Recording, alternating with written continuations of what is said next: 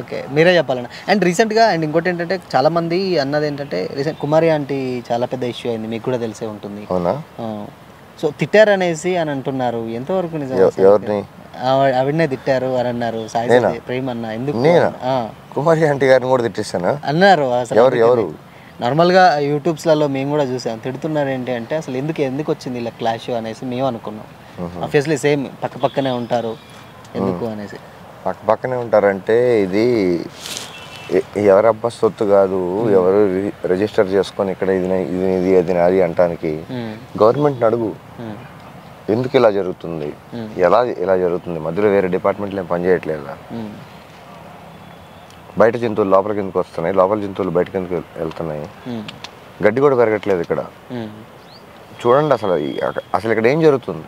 ఎప్పుడో అప్రూవ్ అయిందంటారు, ఆ government execute చేయదు, ఈ గవర్నమెంట్ చేస్తుంది అంటారు. అది ఏదైతే అప్రూవ్ అయిందో చేయండి కదా.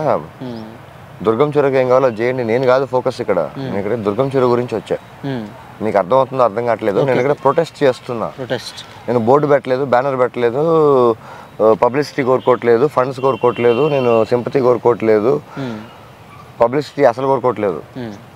అది ఏమన్నా మీకు ఎలాగ అర్థమైతే అలా తీసుకోండి. దుర్గం చెరువులాగా తయారు చేయండి చాలు. దాంట్లో ఉన్నన్ని ఇదివరకు ఉండే అన్ని జీవులు ఉన్నా, మళ్ళీ తాగలేకపోయినా కనీసం కొంచెం లెట్ దుర్గం చెరువు బ్రీద్. నేను ప్రొటెస్ట్ చేస్తున్నా.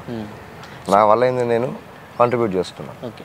సో ప్రొటెస్ట్ చేస్తున్నారు, బట్ ఎలా తెలియాలి మరి అన్న ప్రొటెస్ట్ చేసుకోవడానికి? అంటే నార్మల్గా బ్యానర్ పెట్టలేదు మీరు అన్నట్టు. ఎందుకు బ్యానర్?